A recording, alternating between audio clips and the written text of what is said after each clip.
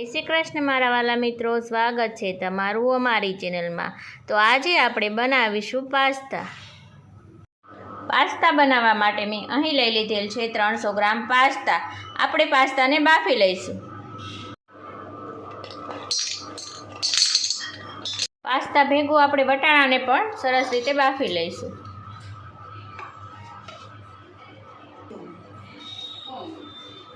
આપણે બાફવામાં 1 ચમચી મીઠું ઉમેરી દઈશું। ત્યારબાદ આપણે તેમાં પાણી ઉમેરી દઈશું।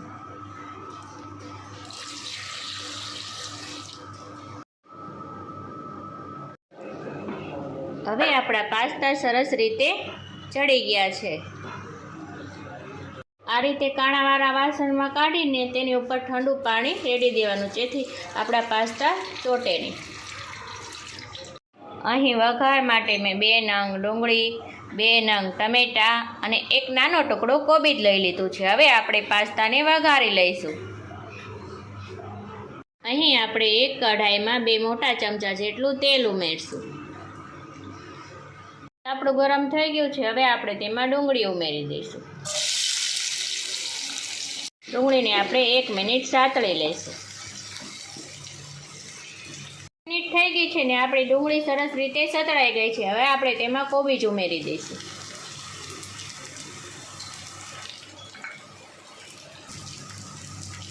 ત્યારબાદ આપણે તેમાં ટમેટાં ઉમેરી દઈશું।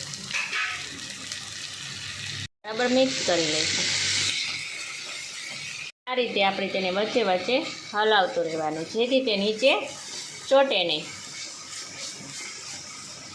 હવે આપણા વેજીટેબલ સરસ રીતે ચડી ગયા છે। હવે આપણે તેમાં મસાલા ઉમેરી દઈશું। અડધી ચમચી મીઠું, મેં અહીં બાફવામાં મીઠું નાખ્યું હતું એટલે અહીં ઓછું નાખું છું। 5 ચમચી મરચું અને 5 ચમચી હળદર ઉમેરી દઈશું। ત્યારબાદ આપણે તેમાં 3 ચમચી ટોમેટો કેચઅપ ઉમેરી દઈશું। ત્યારબાદ આપણે તેમાં પાસ્તા ઉમેરી દઈશું।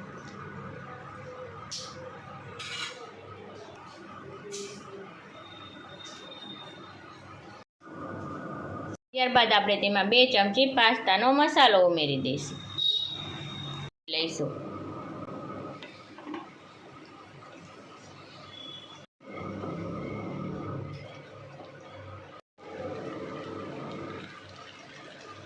હવે આપણા પાસ્તા સરસ રીતે તૈયાર થઈ ગયા છે।